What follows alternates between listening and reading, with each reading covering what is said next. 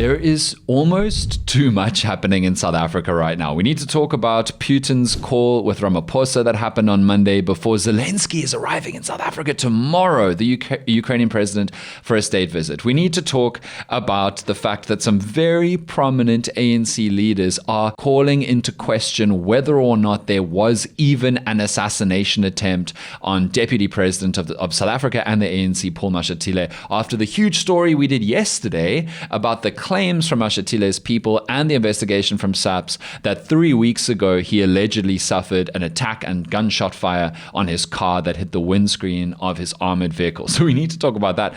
But we also need to talk about polling.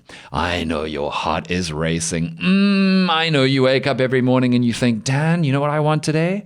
Stats. Don't call Men's Clinic International. Just talk to me about stats. Did you get that reference? I actually didn't. You're lucky. Because a poll came out in the last few days that has got some parts of South Africa's media industry all hot under the collar, I guess, and way too excited. And now we are getting these think pieces about whether or not the DA is going to get the most votes in the 2029 national election because of one poll which said that the DA polled more favorably with slightly more popularity than the African National Congress. So we need to talk about good polling and bad polling and what makes for polling that is actually likely to be accurate and useful so that people can get a grip and live in the real world and not write fantasy think pieces to try and get clickbait. Wow, I am making friends today.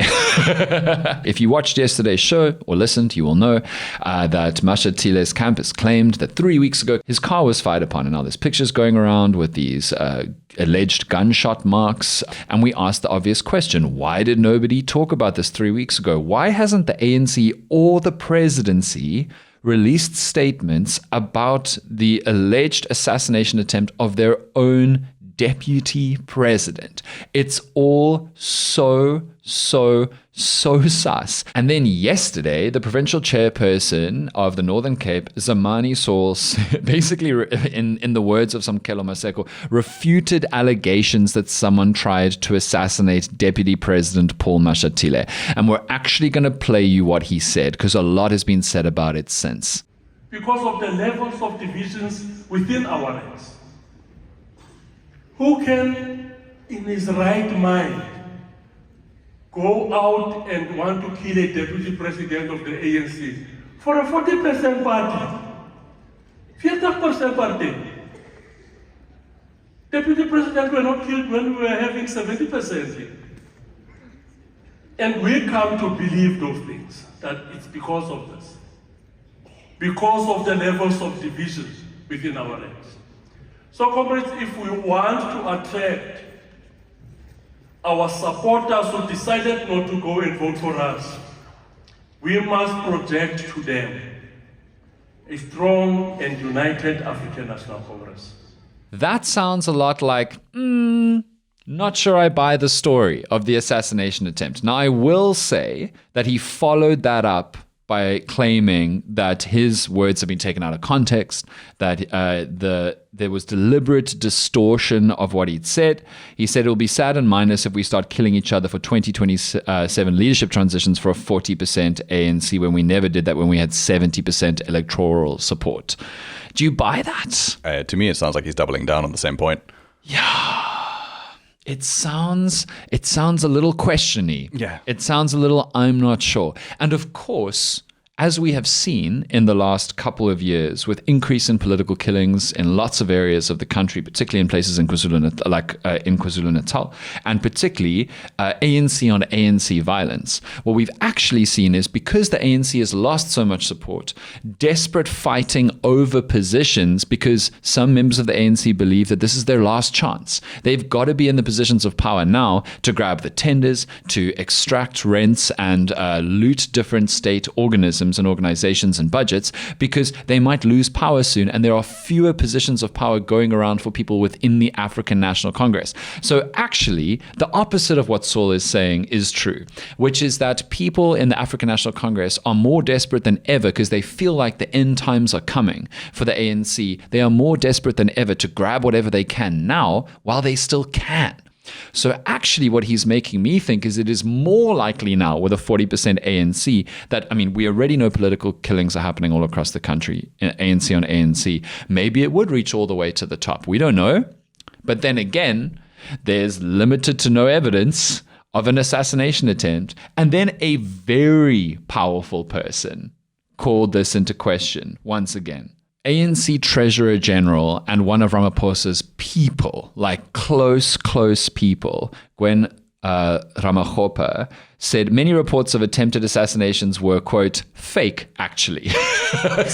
so again, she's not talking specifically about this alleged assassination attempt, but she did choose now. Yeah. Of all times, she chose now to say that many of them are fake. Her direct quotes went on, usually when there are these reports and all of that, many of them are fake, actually. We've seen a lot of fake things, so we have referred these matters for the Secretariat to deal with organizationally, and indeed in due course, we will respond to that because these are serious allegations. We need to check their veracity and also look at what can be done. So she is just choosing now to remind people that a lot of assassination attempt claims are fake. Then she says, we don't know how serious this is, this allegation, this claim. So we need to investigate it further before we say anything. About your deputy president having gunshots to his car 3 weeks ago?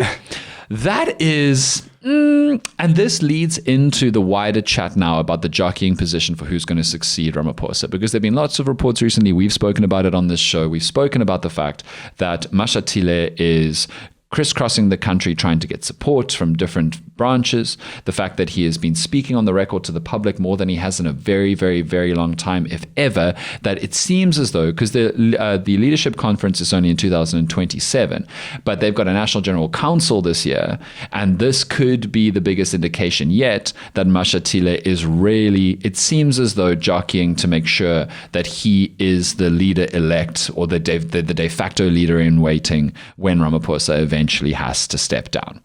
Which did not stop that Fikile Mbalula tweet yesterday. Did you see that? So on Twitter, there has been this graphic going around basically saying that it looks like one of those posters you would see supporting a presidential race, but it's for Fikile Mbalula to become president of the African National Congress, which therefore then means the country. Unless these polling that we're going to talk about now is to be believed. So it essentially has him in this really, really cool look with the ANC colors as a washover. And instead of ANC Secretary General, it says ANC President. And that's been going around the dark place formerly known as Twitter for a few days.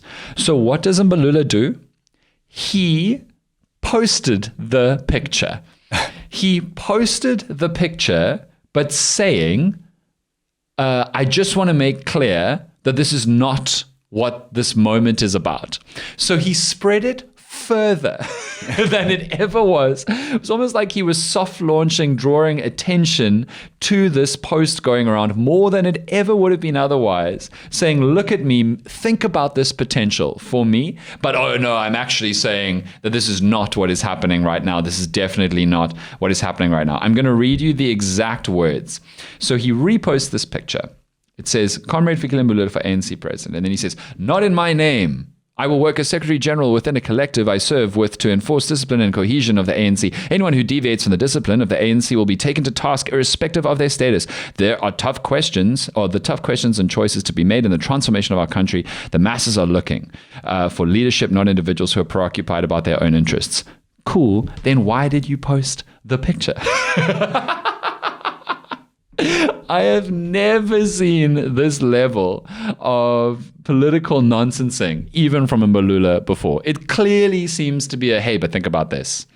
In this moment with Mashatile, this country, crazy. Okay, let's talk about polling. Because you may have seen the hysteria, the excitement, and healthy skepticism about a new poll whose findings were released in the last few days from the Institute of Race Relations, the people who gave us 142 race laws that are just as bad as apartheid or worse than apartheid or more, at least in the very least, more race laws than apartheid, those people. So they've put out some poll findings essentially saying that in this polling, the DA outpolled the African National Congress by a narrow margin. And that has got a lot of people playing fantasy journalism, saying, what would it be like? Could the DA actually get the most votes in 2029's national election? Are the DA ready to lead the country? Now, firstly, it is absolutely insane in April 2025 to be talking about the results of the 2029 national election. Absolutely insane. I will remind you of all of the hot take politics books that came out in late November 2023 talking about what would happen in the 2024 national election. And I feel really bad for all those authors because the MK party came out in mid-December 2023, 2 to 3 weeks after most of those books were published, just in time for Christmas and holiday buying. And they were all wrong. They were all so wrong. It is absolutely mull in the corp to be talking about 2029 right now. So that's the first thing I'll say.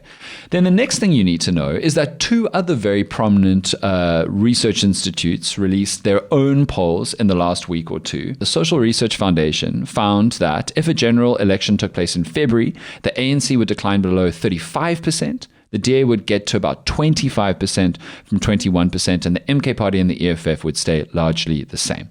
And then a Brenthurst Foundation poll found that if an election was held, the ANC would secure just 41% of the support, which, by the way, is a bump on what they got in the last national election. It is, yeah. They'd actually go up. And the DA would increase 5-6%, so they go to 26 to 27% when modeled for turnout. Okay, so we have these 3 polls. And one of them, well, they all say the DA will go up. One of them says the ANC will remain the same. One of them says that the ANC will go to mid-30s, and one of them says that the ANC will dip below the ANC. The ANC will dip below the DA in the high 20s to low 30s for both of them. So what do we do with this information? And this is where we need to talk about what is actually reliable polling. Because polling can happen in a bunch of different ways. You can have door-to-door polling where you actually go and speak with people on the street, and there you can control for a bunch of factors. You can make sure that you are getting representative samples from all different kinds of South Africans, whether they're poor or they're rich, whether they're different races, different genders, different ages, rural and urban communities, unemployed and employed, on social grants, off social grants. You can really make sure that you're getting representative and statistically reliable samples.